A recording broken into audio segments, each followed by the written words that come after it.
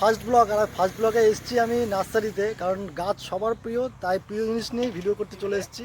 আর আমাকে গাছের নেশা লাগিয়েছে এই যে আমার পিছনে আছে আমার বন্ধু, ও মানে ওর সাথে নার্সারিতে আস্তে আস্তে গাছের প্রতি আমারও অনেক ভালোবাসা এসেছে। আমিও ছাদ বাগান করি ছোটোখাটো। তো তোমরা যদি তোমাদের রেসপন্স যদি পাই তাহলে এরকম টাইপের ভিডিও আমি আরও বানাবো। মানে আমি যেখানে এসেছি প্রায় এখানে 5 কিলোমিটার খামারকাছি জিরাট পুরো নার্সারি আর নার্সারি। আর আমি আরেকটা ব্লগ শেয়ার করবো তোমার সাথে, যেখানে পুরো এখানকার সবথেকে বড় যে নার্সারি, সেই নার্সারির ফুলগুলো তোমরা যদি দেখতে চাও কমেন্ট করো। আর এরকম টাইপের ব্লগ যদি তোমরা দেখতে চাও তাহলে অবশ্যই আমাকে কমেন্ট করবে, আর ভিডিওটা শেয়ার করবে, লাইক করবে।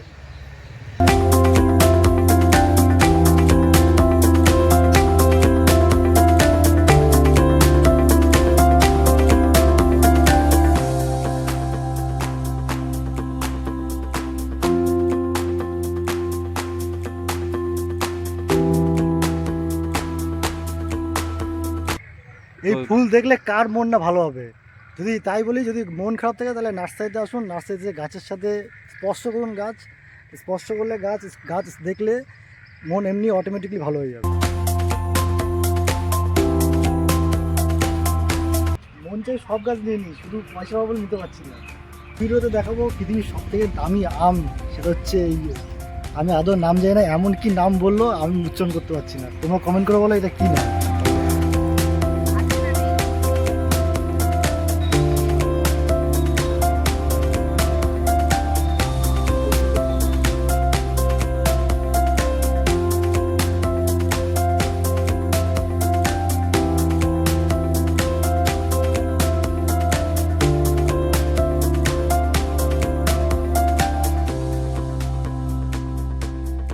এরকম কন্ডিশনের গাছ আমাদের পক্ষে বানানো খুবই সমস্যা।